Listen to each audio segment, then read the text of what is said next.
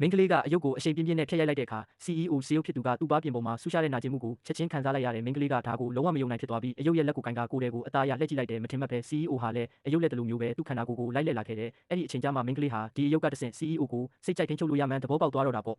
အမျိုးသားဖြစ်သူကတော့မိန်းကလေးဟာဒီအယုတ်ကိုသုံးပြီးမကောင်းတာတစ်ခုခုလုပ်မှာကိုစိုးရိမ်တဲ့အတွက်အယုတ်ကိုလူယူလိုက်တယ်မိန်းကလေးကလည်းသူမဟာအယုတ်ရဲ့ပိုင်ရှင်ဖြစ်ကြောင်းအတင်းပြောပြီးပြန်လူဖို့စူးစမ်းရင်းခလုတ်တိုက်ကအမျိုးသားရဲ့ရင်ခွင်ထဲကိုအရှိန်နဲ့လဲကျသွားခဲ့တယ်ကန်ဆိုးချင်တော့အဲ့ဒီအချိန်မှာပဲအမျိုးသားရဲ့အမေကရုတ်တရက်ရောက်လာခဲ့တာပေါ့သူ့အမေရဲ့အကဲခတ်ခြင်းနဲ့မျက်လုံးတွေကိုမြင်လိုက်ရတာကြောင့်အမျိုးသားကအယုတ်ကိုမိန်းကလေးလက်ထဲချက်ချင်းပြန်ထည့်ပေးလိုက်ပြီးသူ့ရဲ့ကိုယ်ရေးကိုယ်တာကိစ္စတော့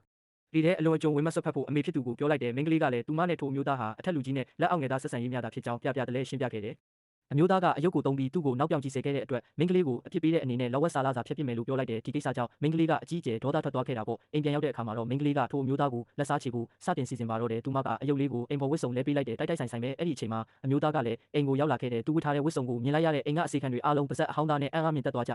ဒါပေါ်မိန်းကလေးကအယုတ်ကတဆင့်သူ့ကိုနောက်တစ်ချိန်စီးထိုးလိုက်ပြန်ပြီဆိုတာကိုအမျိုးသားကချက်ချင်းသဘောပေါက်သွားခဲ့တယ်နောက်ရက်မနေ့စောစောမှာပဲအမျိုးသားကမိန်းကလေးစီတန်းတန်းမတ်မတ်လာရှာခဲ့တယ်သူကဒေါ်လာ1000တစ်ဆက်တူညဆိုတဲ့အဖိုးအခအမြင့်ပေးပြီးအယုတ်ကိုဝယ်ယူဖို့ကန့်လန့်ခဲ့ပေမဲ့မိန်းကလေးကတော့ဘာမှစဉ်းစားမနေပဲပြက်ပြက်တသားညှင်းဆိုခဲ့တယ်အမျိုးသားကပတ်စံနေလုံးလို့ညင်းတဲ့အထင်နဲ့စုစုပေါင်းဒေါ်လာတန်း100တူညတန်မိုးရှိတဲ့ဘဏ်ကက်တွေကိုထပ်ထုတ်ပေးခဲ့ပြန်တဲ့မိန်းကလေးအနေနဲ့စိတ်လှုပ်ရှားသွားခဲ့ပေမဲ့အယုတ်ကိုရောင်းဖို့ညှင်းဆန်နေတော့မှာပဲနောက်ဆုံးတော့တခြားနည်းလမ်းမရှိတော့တဲ့အတွက်အမျိုးသားကမိန်းကလေးကိုသူ့ရဲ့အထူးတွင်းရေးမှုအဖြစ်ခန့်အပ်ဖို့ဆုံးဖြတ်လိုက်တယ်အတွင်းရေးမှုလာစာက20ရမယ်ဆိုတာကိုကြားလိုက်ရတဲ့အခါမိန်းကလေးကဝမ်းသာအားရနဲ့အလုပ်ကိုလက်ခံလိုက်တာပေါ့ဒါပေမဲ့စိတ်မချသေးတဲ့အမျိုးသားကမိန်းကလေးကိုသူ့အိမ်မှာပါလာနေဖို့ပြောခဲ့တယ်အယုတ်ကသူ့အနီးနားမှာရှိနေမှသာသူစိတ်အေးလက်အေးရှိနိုင်မှာမို့လို့ပါအမျိုးသားရဲ့စံအိမ်ကကုမ္ပဏီနဲ့အရန်ဝေးလွန်းတာကြောင့်မိန်းကလေးကိုစိန်ခံကားတစ်စီးပေးခဲ့တယ်အဲ့ဒါနဲ့ပဲမိန်းကလေးကစိန်ခံကားကိုစီးပြီးအလုပ်တက်ပါတော့တယ်သူမရဲ့လုပ်ဖို့ကင်ဖက်တွေကဒါကိုမြင်တဲ့အခါအားကျတဲ့မျက်လုံးတွေနဲ့ဝိုင်းကြည့်ကြပေမဲ့ချမ်းသာတဲ့တထေးသမီးတစ်ယောက်ကတော့မနာလိုဝန်တိုစိတ်တွေပြည့်နေခဲ့တယ်အဲ့ဒီတထေးသမီးကမိန်းကလေးဟာဆင်းရဲသားမျိုးရိုးကမွေးဖွားလာတာမို့ဒီလိုဖိုးတန်ကားမျိုးကိုဘလို့မှမတက်နိုင်ဘူးလို့အခိုင်အမာယုံကြည်ထားတာပါသူမကလူပုံအလဲမှာမိန်းကလေးကိုတားဆီးပြီးဒီလိုစိန်ခံကားမျိုးစီးနိုင်အောင်တထေးကြီးတစ်ယောက်ကိုမြှွှဆွဲဖျားရောင်းထားတာမဟုတ်လားဆိုပြီးအတန်ကြဲကြဲနဲ့ဆွဆွဲပါတော့တယ်